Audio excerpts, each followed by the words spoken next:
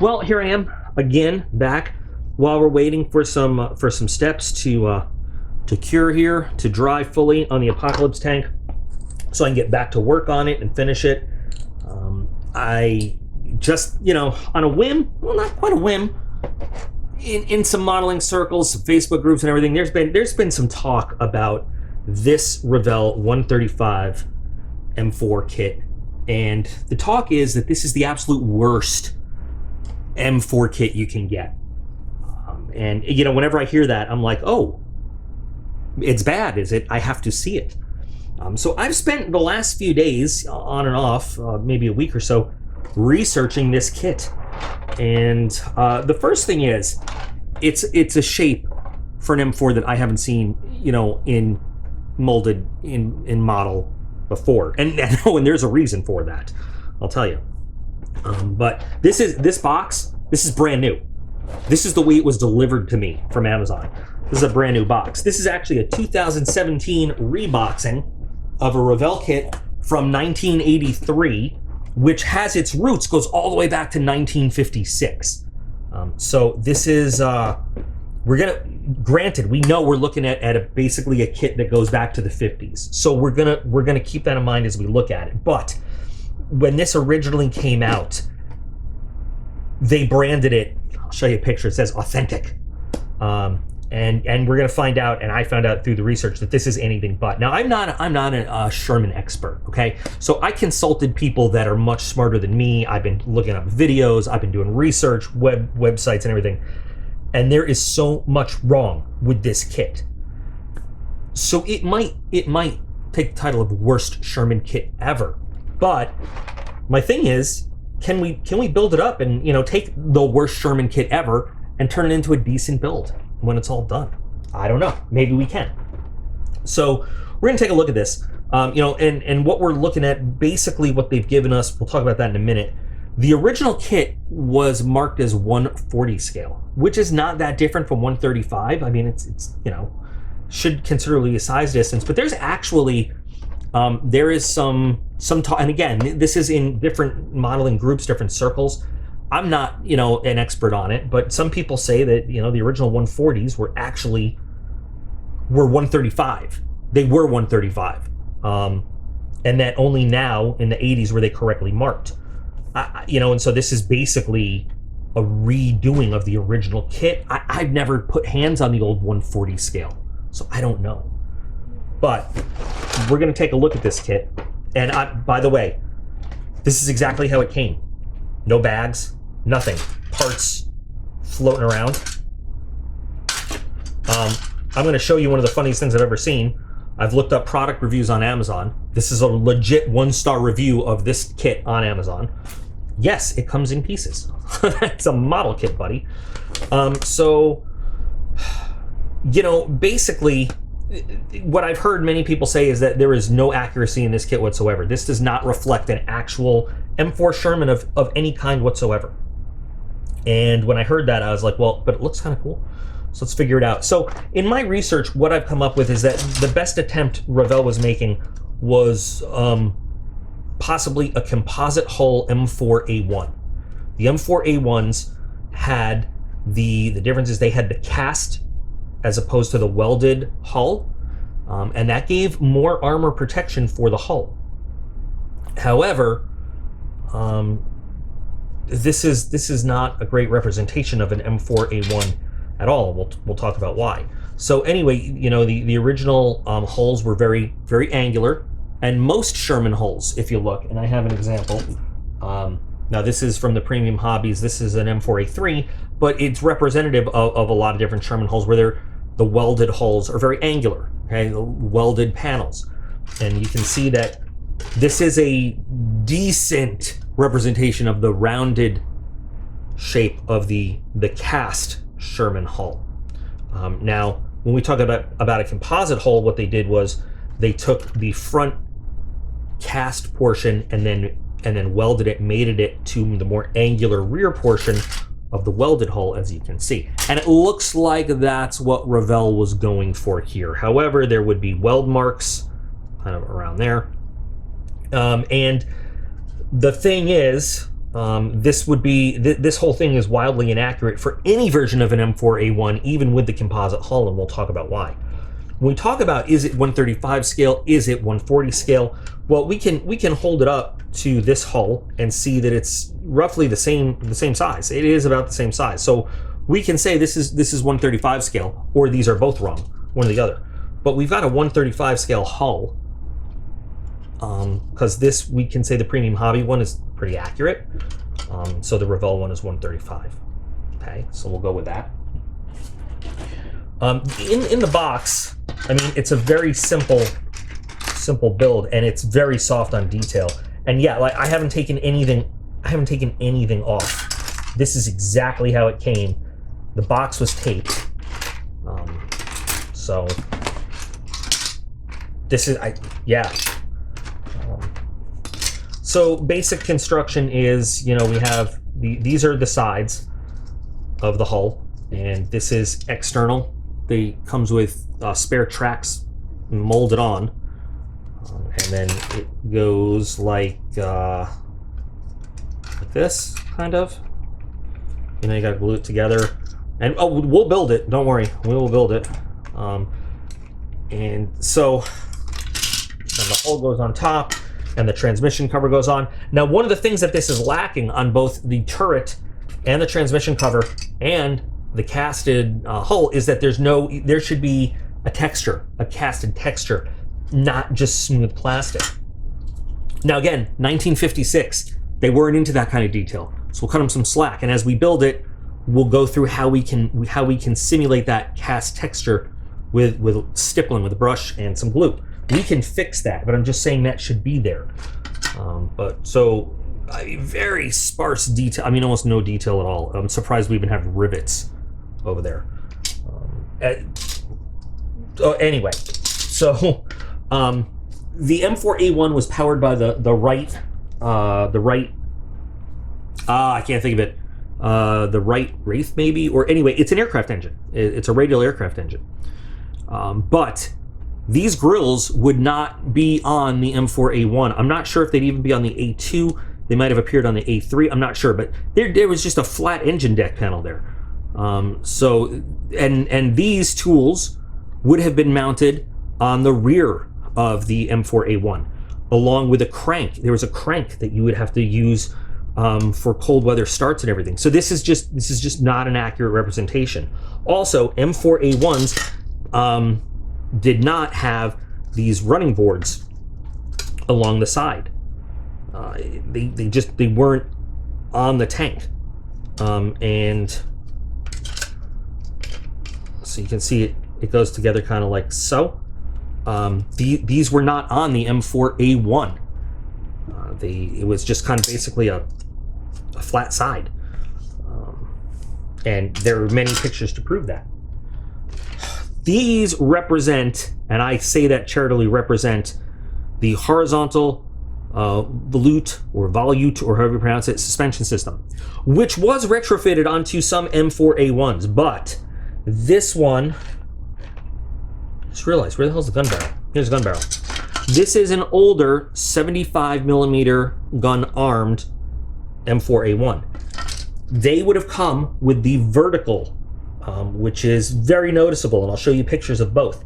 The same suspension that was on the M3, it basically, they transferred it over, and there were some changes to it. But anyway, the M4A1 with the 76mm retrofitted, they had the horizontal suspension system.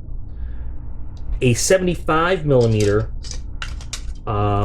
the original old ones, they were rocking the vertical suspension system. So this is inaccurate for this particular model of the M1A1. Sorry, the M1A1. Well, I'm all Abramsy for the M4 at all. So this is just not correct. So yes, there are going to be, you will find instances where the M4A1s were then retrofitted with the horizontal suspension system, and later model Shermans came out of the factory with it, but not this Sherman. That was part of the upgrade for that. Other things that are just totally wrong about this. So again, the M4A1 having the radial engine, it had a totally different rear deck and a rear exhaust. And if you look, you'll see it actually it comes out a little bit, and it has like a U shape with the exhausts inside that U shape pointing downwards, and then just a very flat rear face. And this does not have that, because they did try to replicate that composite, but they also, what they did was they didn't do the correct engine housing, and all that stuff. So there's a lot of inaccuracies in this kit, and I could go on, but I've been studying a lot about this. Also, I will say that these bulges for the gunner, the driver, and the bow gunner, they are very inaccurate in shape, and they're far too pronounced to represent an accurate Sherman. They're much more, they have a rounder shape in the actual Sherman, and they don't bulge out as far. They're weak points in the armor, which is why they went away, and they just have in the end the flat panel. They would end up welding sheet steel over there. Later, M4A1s and some other Shermans would have armor panels welded over the ammunition storage.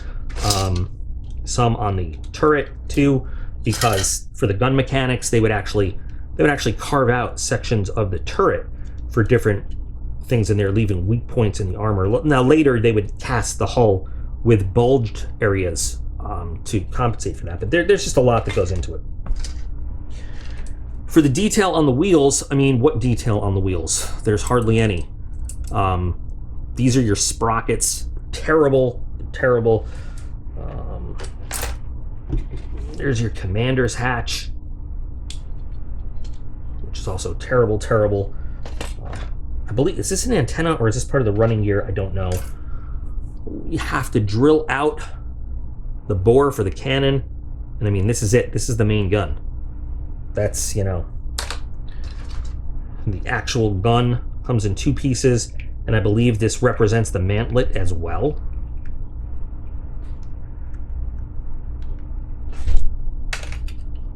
I think I've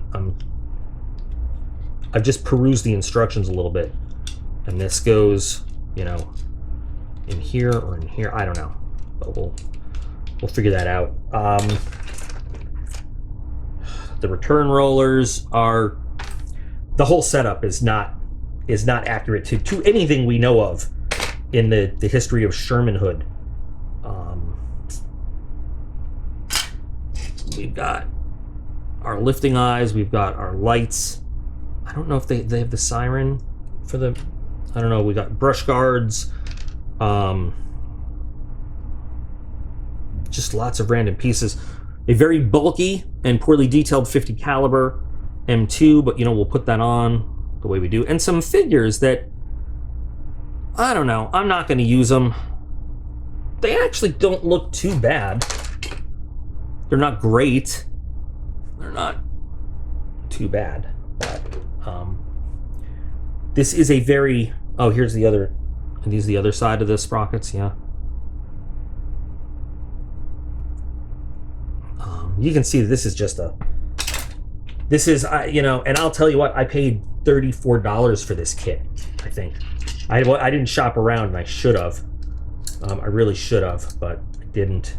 And here's a storage area with some straps. I mean, it's a terrible kit. Again, I will say, because people are going to be in the comments, yeah, whoa, but the 50s and blah, blah, blah. I get it, but it's, it's a terrible kit. Now, we've got these tracks that come with it.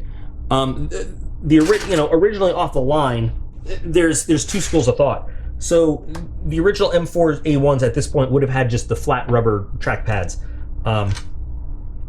just coming off. But the thing is, as the war progressed, tanks go through tracks, and there were so many different producers of different accessories, not accessories but spare parts.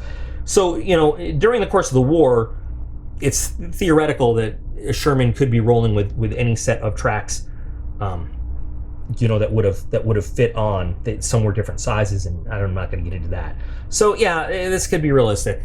And these are rubber tracks, obviously, and they fit together. And is this not even cut? I gotta cut this rubber so that we can get the tab in there.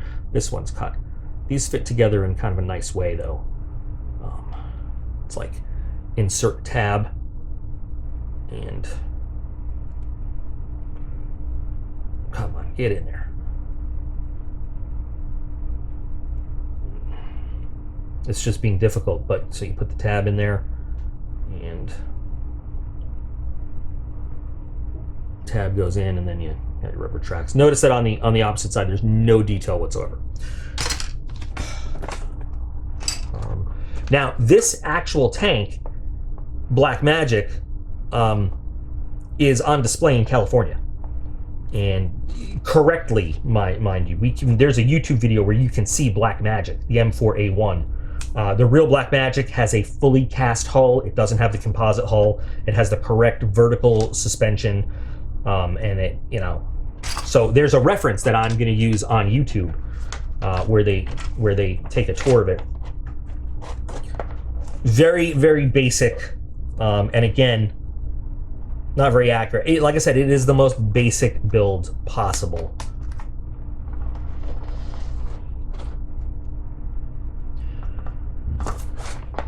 So, we'll do it. We'll see what we got.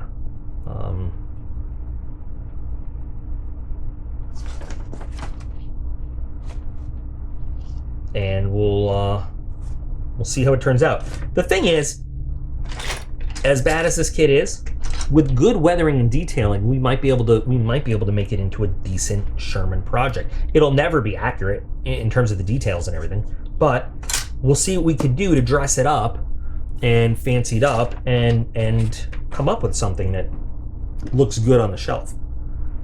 So I'm not sure what you guys think. I'd love to know, what are your impressions? What do you predict is going to come out of this?